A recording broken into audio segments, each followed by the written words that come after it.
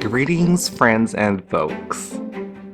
Now that we have shown you a couple of sewing projects, it is time to take a closer look at the Brother FS60X, the sewing machine that I have been working with over the last few project videos, which also, by the way, reminds me of my very first sewing machine, which is the Brother JA1400. I've acquired this sewing machine at the beginning of the year.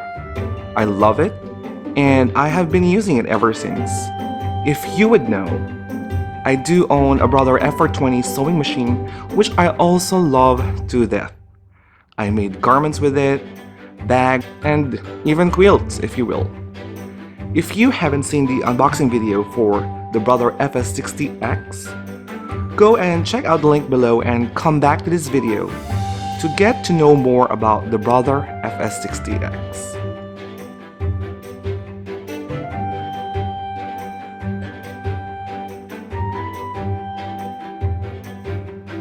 Also, in this video, I will be showing you on how to easily thread this machine, and I will show you how the semi-automatic needle threader works.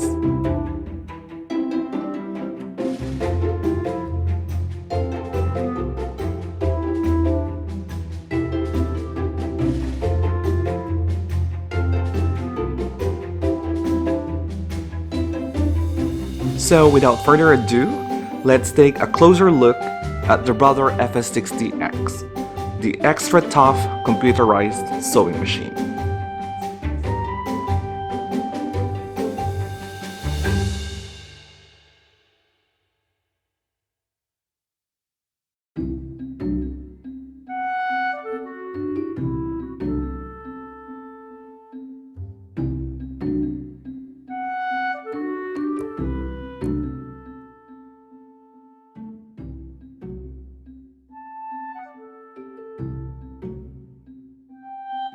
So first, let's take a look at the basic parts of the Brother FS60X.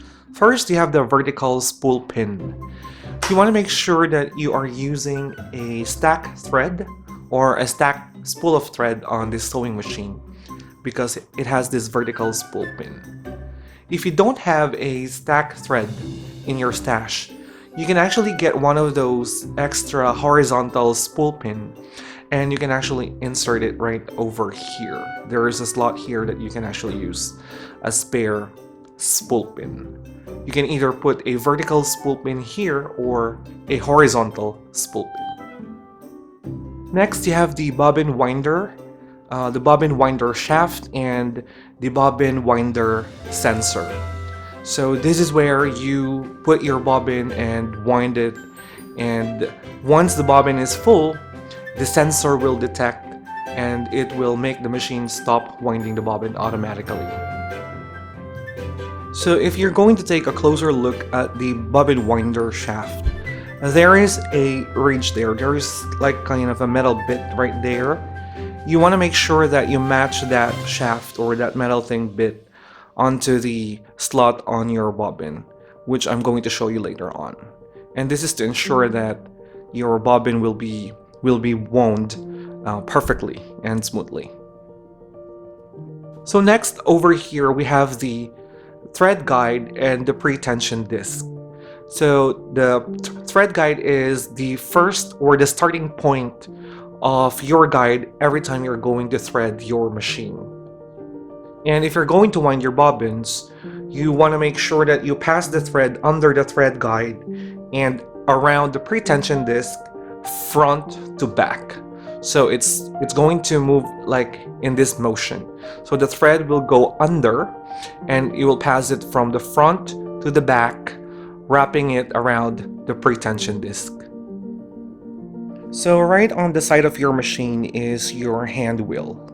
A lot of people don't know that you can actually use the hand wheel whenever you are doing manual stitches, especially if you're doing a pivoting stitch on any of your projects. It's actually a great idea to use the hand wheel so that you gain a lot of control over on what you're sewing.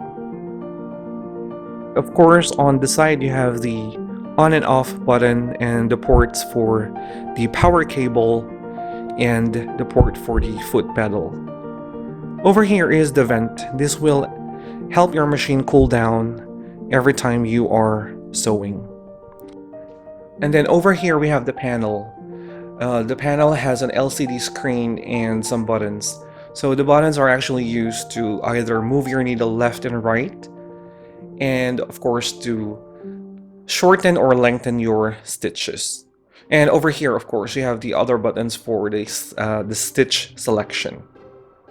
And then below the panel, you have the stitch selection panel. So this machine has 60 built-in stitches. Majority of the stitches are utilitarian in nature, while the rest are for decorative purposes.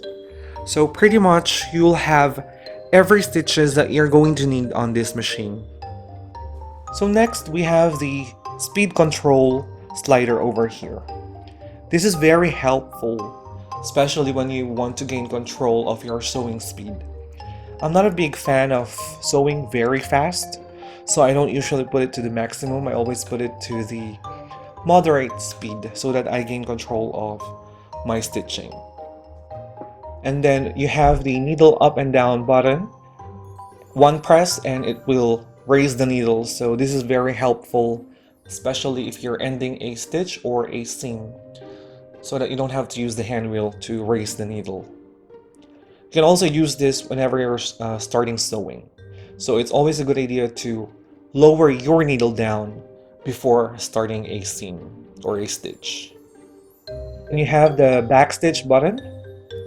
So always when you're starting to stitch, always do at least 2 back stitches before sewing a straight seam or whatever you're sewing. And then of course you have the start and stop button. So every time you don't want to use the foot pedal when sewing, you can actually leave that unplugged and you can just operate the machine using the start and stop button. Over here is the tension dial. So here we have the throat plate. The throat plate is one of the integral part of the sewing machine because this is where all the sewing happens. On the throat plate, you'll find your bobbin case. The bobbin case is where you store your bobbin, and the Brother FS60X, this machine has a drop-in bobbin mechanism. And then here, you'll have your presser foot attached to the shank. Underneath the presser foot, you'll have your feed dogs. The feed dogs are the metal parts that helps your fabric move through as you're sewing. You'll see your needle and the needle bar. And one of the best things about this machine is it has a semi-automatic needle threader. I'll be showing that later on how to work this. This is very important. This will make your sewing life very easy. And then of course you have the shank that holds everything together. And lastly, the buttonhole lever. This will help you in determining the length of your button whenever you're trying to make buttonhole stitches. Winding the bobbin on this machine is very easy. First, pull up the spool pin as far as possible and put a spool of thread on this. Make sure that the thread unwinds from back to front, which is from right to left. Then pass the thread under the thread guide and around the pretension disc front to back. Pass the thread through the hole on the bobbin, making sure that the notch fits the projection. Set the bobbin on the bobbin winder shaft and then slide the shaft to the right. While holding the end of the thread, start the machine to wind the thread around the bobbin a few times. Then stop the machine and trim the excess thread. When the bobbin seems full and begins spinning slowly, stop the machine. Cut the thread, slide the bobbin winder shaft to the left and remove the bobbin. Now put the bobbin in the bobbin case, holding the end of the thread. Push the bobbin down with your finger and then pass the thread through the slit. To thread the machine, pass the thread under the thread guide.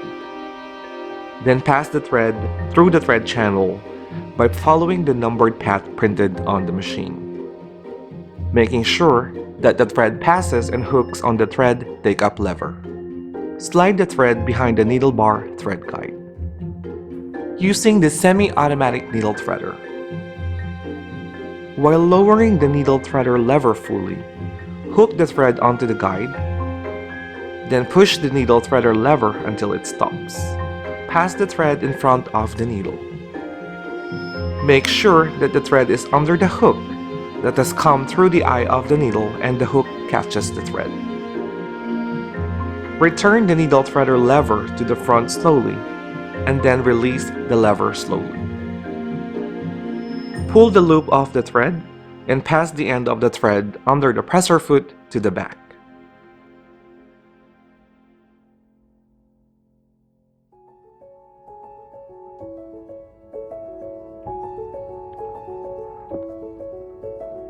There are a couple of things you should consider if you are looking to acquire a new sewing machine. And these types of videos are a great resource, especially if you have no clue yet as to what suits your needs best. Decide on how do you want to use the machine for. Is it only for mending and basic sewing? Are you planning to make your own wearable clothes? Will you be doing some heavy sewing like making bags or leather work? These are some of the things to consider when getting a new machine. Do you want to have a mechanical or a computerized one? Do not hesitate to ask anyone about these things. You can visit a reputable dealer and ask them all the questions you have. Normally, dealers, if they are knowledgeable enough to know about their machines, will tell you all the information about a specific product before selling it to you. And some will just directly sell it to you even without asking for your requirements. So that's one thing you should think about. If by chance you already have this machine and have questions on how things work, I feel like the best idea is to always refer to your sewing manual, as it answers most of the beginner questions. If you are eyeing a specific brother machine and still don't know the specifications, you can simply go to www.brother.ae and you will find all the information you're looking for.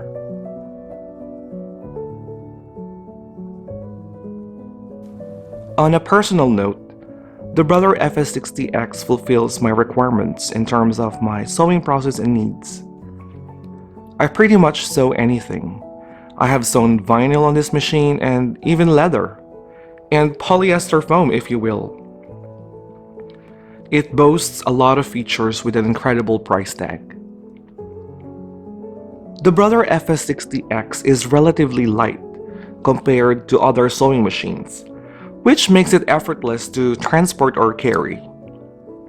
The most wonderful feature for me in this machine would be the semi-automatic needle threader, which makes my sewing process quicker. Also, the machine comes with a couple of basic accessories, enough to get you going with your sewing projects, whether it be a garment or something else. The start and stop button helps whenever I feel lazy stepping on the foot pedal, and of course it has a lot of built-in stitches, which is enough for all of my sewing projects.